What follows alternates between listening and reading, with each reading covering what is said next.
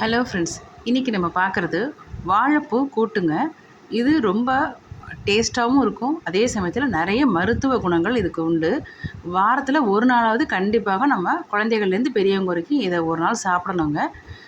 இது ரொம்ப ஈஸியாக செஞ்சிடலாம். இப்போ நான் ஏற்கனவே பருப்பு வேக வச்சுருக்கேங்க. சம அளவு எடுத்திருக்கேன். துவரம் பருப்பும் பாசிப்பருப்பும் வேக வச்சு எடுத்து வச்சுருக்கேன்.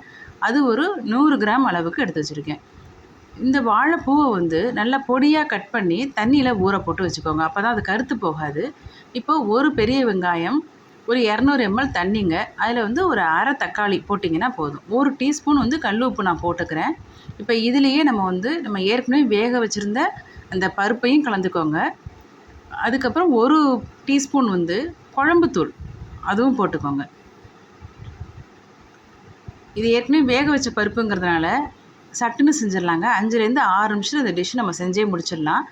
ஏன்னா வாழைப்பூ கொஞ்சம் சீக்கிரமாகவே வெந்து போயிடும். இப்போ நம்ம தண்ணியில் போட்டிருந்த அந்த வாழைப்பூவை எடுத்து போட்டுக்கிறோங்க.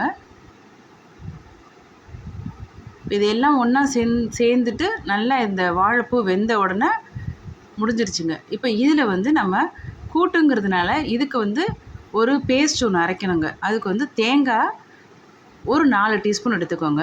ஜீரகம் ஒரு அரை டீஸ்பூன். இதை நல்லா மிக்ஸி ஜாரில் போட்டு அரைச்சிட்டு இது ஒரு டீஸ்பூன்லேருந்து 2 டீஸ்பூன் நம்ம ஆட் பண்ணிக்கலாம். அந்த பேஸ்ட்டு சொல்கிறேன்.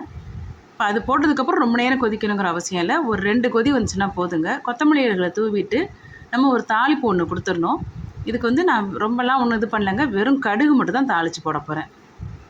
இந்த மாதிரி வாழைப்பூவை நீங்கள் வாரத்தில் ஒரு நாளாவது கண்டிப்பாக சாப்பிட்றதுக்கு நம்ம பழகிக்கணுங்க. இதில் ஒரு விஷயம் சொல்லுவாங்க பெரியவங்க, எதிர்பாராமல் நம்ம வயிற்றுக்குள்ளே நம்ம சாப்பிடும்போது நமக்கே தெரியாமல் தலைமுடி போயிடுச்சு அப்படின்னா கூட இந்த வாழைப்பூ சாப்பிடும்போது அது ஆட்டோமேட்டிக்காக அந்த முடியெலாம் வெளில வந்துடும் அப்படின்னு சொல்லுவாங்க. அதே மாதிரி தான் வாழைத்தண்டும்.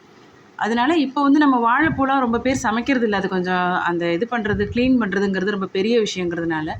ஆனால் அது மாதிரி நீங்கள் இது பண்ணாமல் நம்ம வீட்டில் கண்டிப்பாக ஒரு நாளாவது நம்ம குழந்தைகள்லேருந்து பெரியவங்க வரைக்கும் எல்லாேருக்கும் செஞ்சு கொடுங்க ஃப்ரெண்ட்ஸ்.